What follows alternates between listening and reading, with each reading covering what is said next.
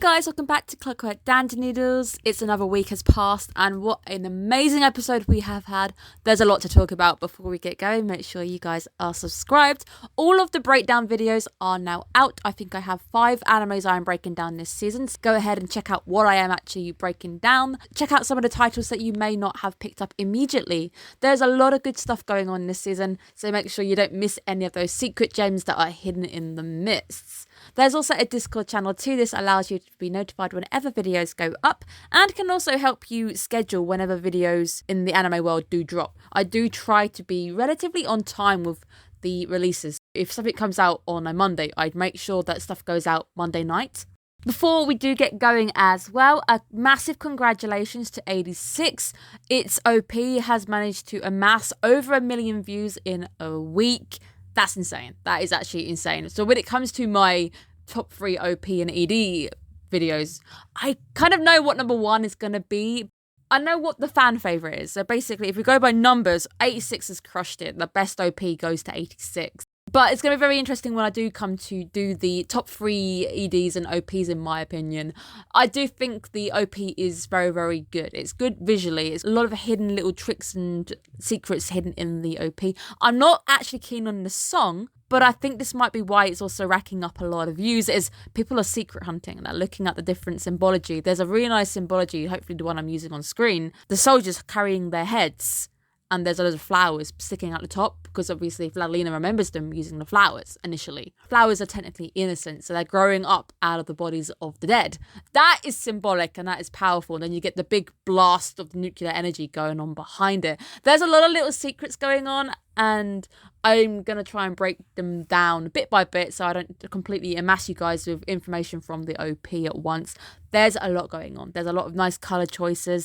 A few good, interesting select shots where, especially with Vladilina and Shin at the end, which could be foreshadowing, maybe a meeting between the two. I think that's what everyone really, really wants, is them to eventually cross paths, which is more likely now with the choices made this episode as well. But happy Christmas, guys! Man, that felt really weird. That felt so weird. Time has apparently gone by. It's been about a month, but the 86 are now living seemingly normal lives. The lives that they pretty much should have lived. The lives that, putting war aside, children should never be in war. This is the lives that they really should be living. And this place really does feel like our world. Federal Republic is more or less the direct equivalent of our world, as opposed to San Magnolia, which doesn't really feel like our world whatsoever. It's a very welcoming world. I love how it's been a month and these guys have already found lives that they can lead, friends that they can talk to, jobs that they can fit right into. Rika gets to draw, which is one of his big things. Corinna is shopping. She really likes the idea of clothing and things. So everyone gets to pretty much live out those big fantasies that they never thought they ever would be able to live out. The first sign of anything being amiss comes from the conversation with Eugene. And Eugene is a very interesting character all on his own. But he does state that he can't attend school because he's too poor. Whether it's just he really is coming from a very poor family and school is really for those who can pay their way in, maybe. But it is a first sign of something being a little bit amiss, because even in episode 1, Frederica does say lowly. She mentions the word lowly. Obviously, we understand why at the end of this episode, but there's, again, using the word lowly infers there's a class system. It infers there's somebody higher, especially in this world. Perhaps there is something that we're just not seeing quite behind the scenes. We're seeing all of the colourful stuff. Even with this one little thing, it is still a much more better place to live than San Magnolia. I know which of the two I would rather be living in right now, and it's the Federation. Also hoping that at some point Shin is able to rescue Vladilina and they can live out happily in the Federation together. Maybe that's a far-fetched dream. It's probably not going to happen. I still think we're going to have a very sad ending plonked upon us. Shin gets to play the role of Big Brother this week. He gets to do his brother's role for him. He gets to finally experience what it is to be a Big Brother. I just love the resting bitch face. His face is beautiful. Shin's face is up for an Oscar for me. That is Oscar-worthy performance. Just doesn't change. No matter, you got this very uber sweet. Frederica really putting on the super sweet this week as well.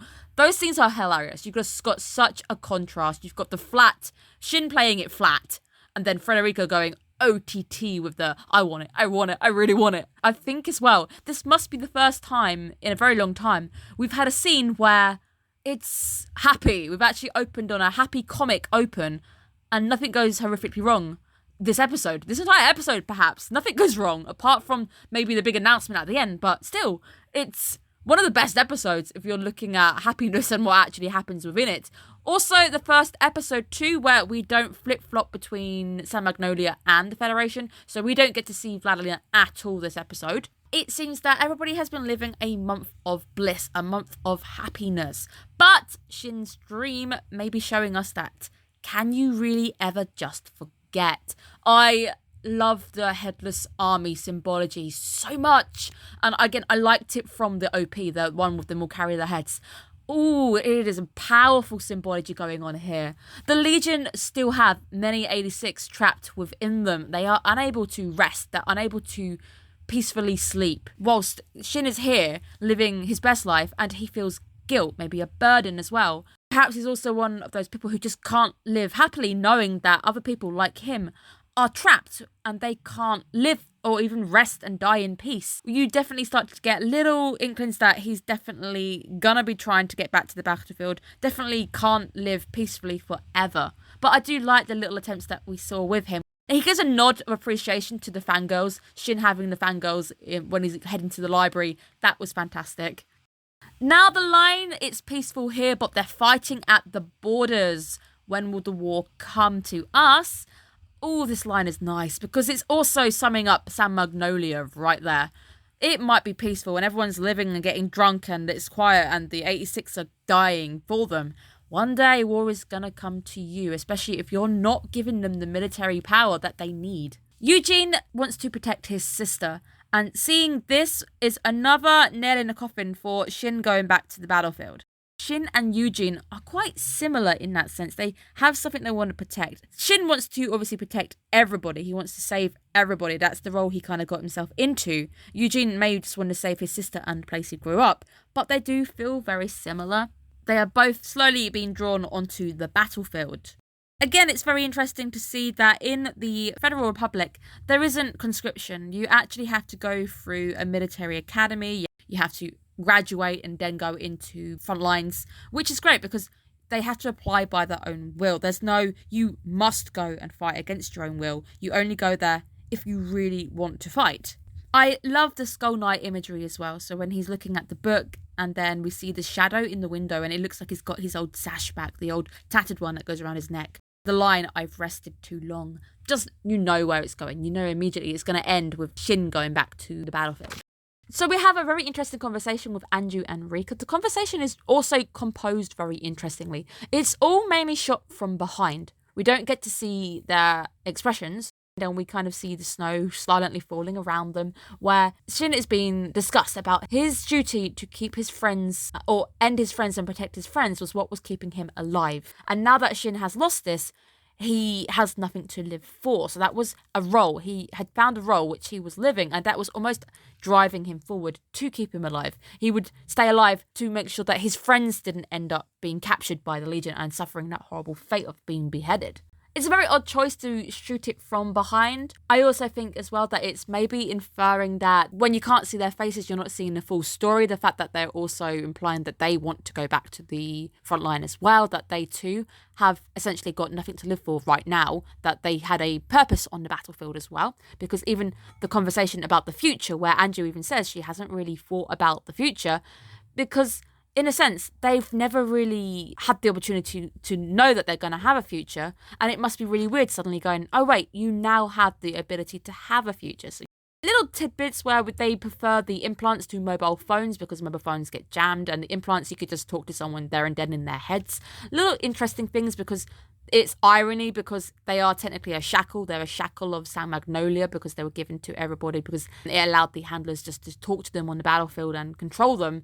But now they almost wish that they had them back. The military parade is probably starting to bring up those old feelings for everybody because everyone acts a little bit differently, bringing back some of that trauma from the battlefield, old feelings.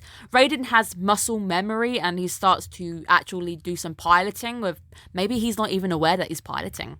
Let's talk about the character of this episode, Frederica, who does the initial first slip. We finally get to see that something is a bit of a miss. How does she know about Ray? And she lets it slip. And Shin isn't really a character who you can imagine would open up, especially to somebody who he's not really bonding to the role of Big Brother very easily. So he definitely wouldn't suddenly open up about his brother to her. Shin does come in and stop this conversation, which is annoying because it started to build, but obviously he's getting there. It's going to build to something even bigger, which is fantastic. That's when my ears started to prick up because I just felt like something was amiss. Something was almost too perfect. Something was being hidden. Hour 86 missed the battlefield. They feel that they've rested enough.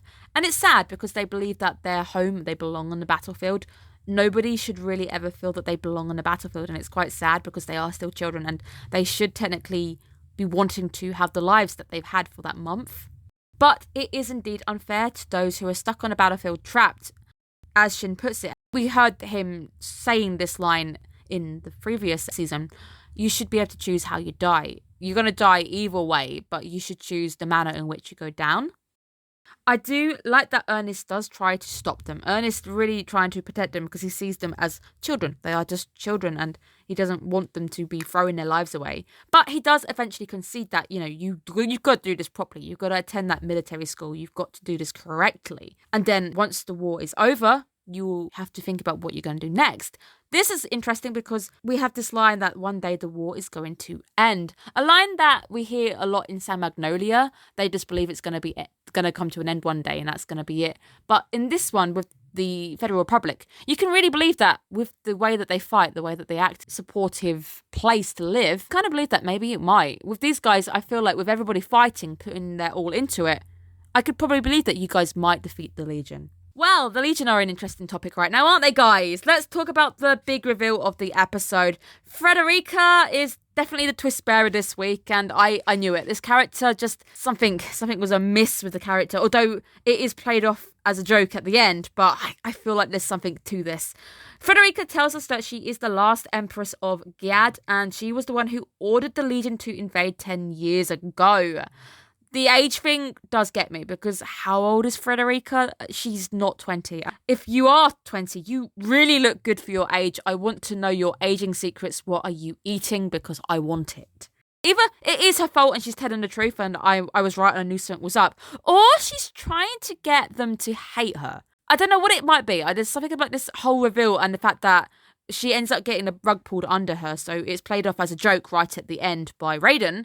It just feels like as well, if it is a joke and she really is 10 or something and she couldn't have physically ordered an empire back then, it feels weird. It does feel a bit weird. She might feel guilty. Maybe she is who she says she is. Maybe she is actually an empress. I think she definitely might be. But maybe she didn't have anything to do with that decision, but she wants them to fire their hatred at her. She wants to give them something to hate because maybe she feels guilty about how they feel and they've lost everything. If that makes sense. I don't even know if that makes sense. She is trying to become a figure for them to hate actively, which I can't imagine why. It feels like that could also be what she's trying to achieve in this sequence here is I'm giving you something to hate against. But she does state that, if you're going to war, I am going to war too. That still doesn't feel correct. We're bringing a child to war. However, that did suddenly remind me of what happened with our girl, Vladilena. Vladilena was taken to the war front by her father too. So a lot of mirroring going on there. Frederica mirroring Vladilena. Let's talk about an interesting ability that she does meet right at the end. And this one isn't a joke. This one she does have.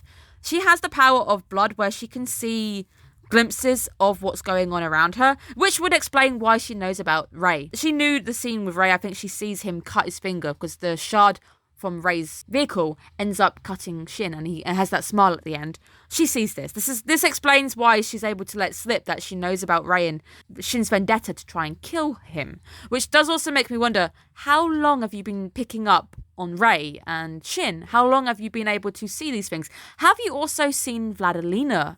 She also let slip that she saw the fight, that they were able to save them. It seemed a bit ironic that they would be in the right place at the right time to step in and stop them all losing their heads if you didn't have some kind of insight. And Frederica now telling us that she can see what's going on is that insight. She was able to stop these guys from dying because she knew what was going to happen. She saw that fight.